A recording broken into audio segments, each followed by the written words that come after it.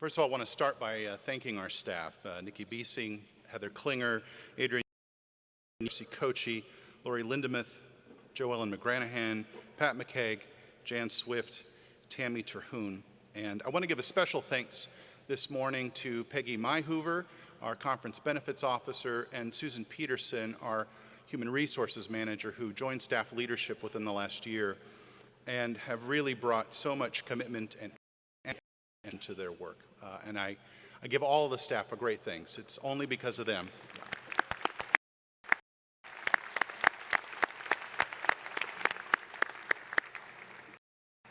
Because of them that I'm able to be up here today. I sometimes say that in administrative services, if we've done our job right, nobody's going to know that we've done it at all.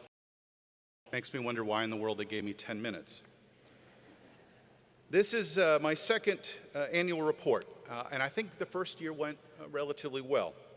I even had a couple of people say this was the best treasurer's report that we have ever heard. Thanks again, Mom and Dad. I appreciate that. Thanks. Only had each. It really was a good report, except for, I think, one minor aspect. In a feat of extemporaneous exuberance, I maybe said something like, quote, numbers were never my thing. Move on. I need to buy some new suits, Bishop. Yeah, okay. So this year's report, we're going to go in a different direction. Overcompensation. Prepare, my friends, for the numerical onslaught. All right, let's keep it rolling here. Our first number is 2.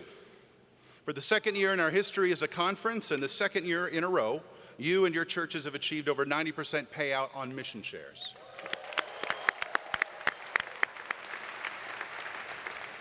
In fact, over 75% of our churches fully paid their mission shares in 2018.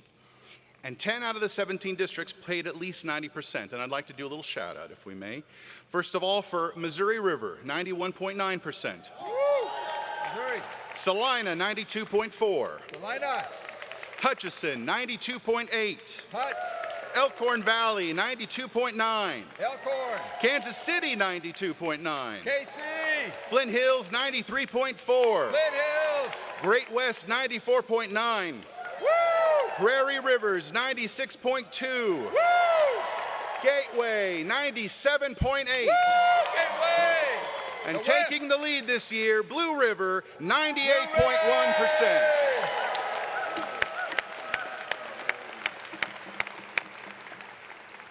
Now I'm going to bring the room back down again. Our next number is negative 3.98 million. A significant year-end drop for 2018 in the equities market contributed to a reduction in the available CFA reserves of $3.98 million, or a drop of 9.4%. Also contributing to that250,000 in reserves was $250,000 used to support new church development, which is an ongoing commitment. $279,000 that was used for the office consolidation process, and $975,000 that you approved in your budget last year for budget support.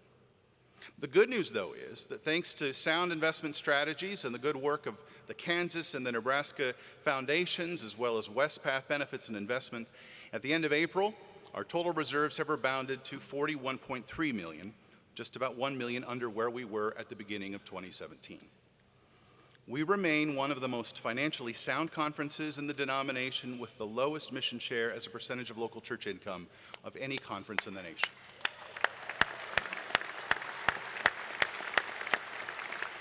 Our next number is 1.3 billion. This is the current estimate of the costs related to flooding in Nebraska that happened in March this year.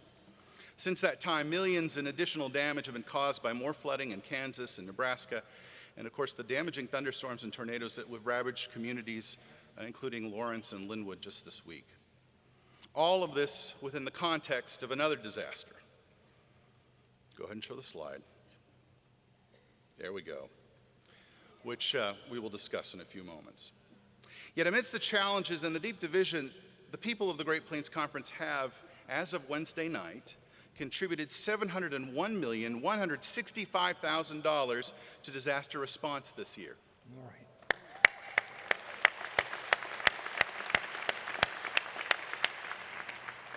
1%. One of the many great things about being treasurer in the Great Plains is how incredibly consistent our churches have been in their giving to mission shares. The bar that we'll show here on the screen represents the range of cumulative percentage paid on apportionments for the first 6 months of 2015 through 2018. Over that time span of years, and across all 12 months of every one of those years, mission shares have always stayed within 1% of percentage paid, every month, every year. I don't think there's any other conference in the nation that can brag that level of consistency. But this year is different. Since February, we've seen a significant decline in percentage paid on mission shares. We're currently off 9.6% from this time last year, a drop of about 1.26 million in total remittances compared to the same time a year ago.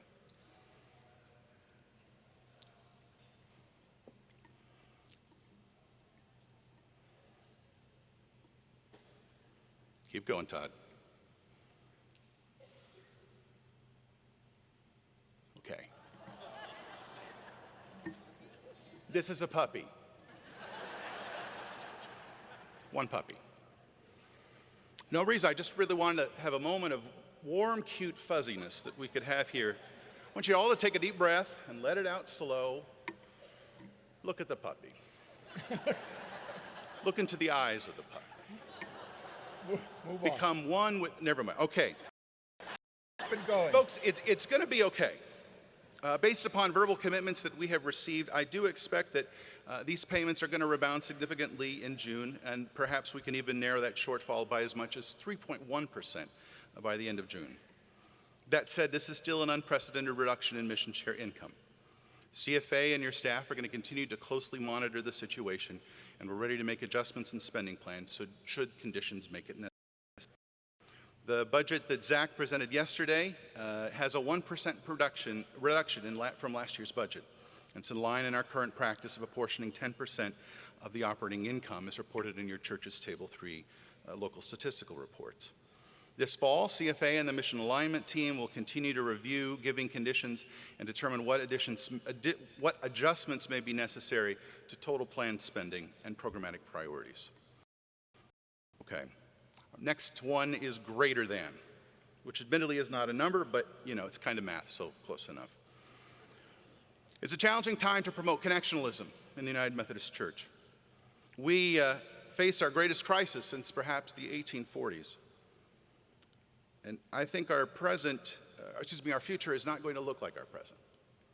But we still have this connection, a web of relationships and support that goes back generations that started hospitals and homes and schools and helping and educating.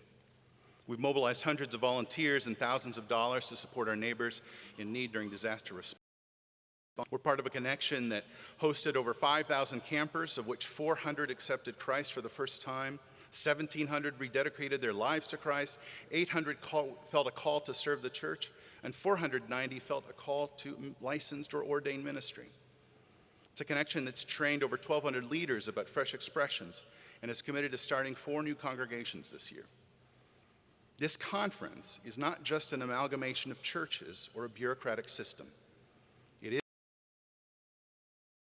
together to make decisions for the transformation of the world.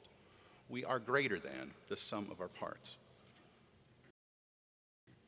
A year ago, when I made my first report, and go ahead and let's skip on over, get ready for slide 34, Todd. A year ago when I made this report, when the world was still young and full of hope,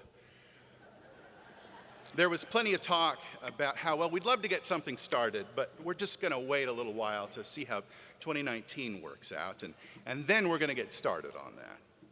I know because I said it. So now, friends, are we going to wait till 2020?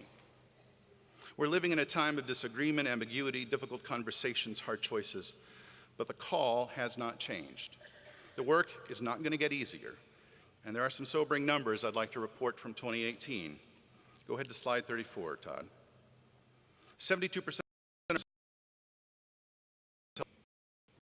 of our churches received no one on profession of faith or faith restored. 41% of churches held no vacation Bible school.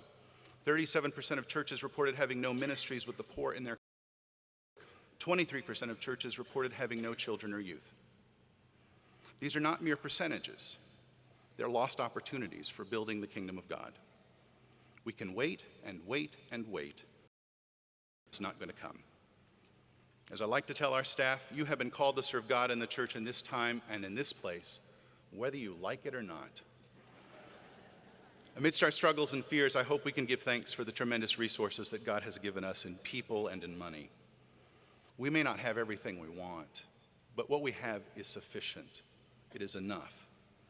In these coming months, we're going to face difficult decisions together. And our responsibility in administrative services will continue to be to walk alongside you and your churches, providing you with as much information as promptly and as transparently as possible, not because we all agree, but because our commitment to serve everyone, every church, every person has not changed. Connectional ministries of this church. We will support you, whether we like it or not.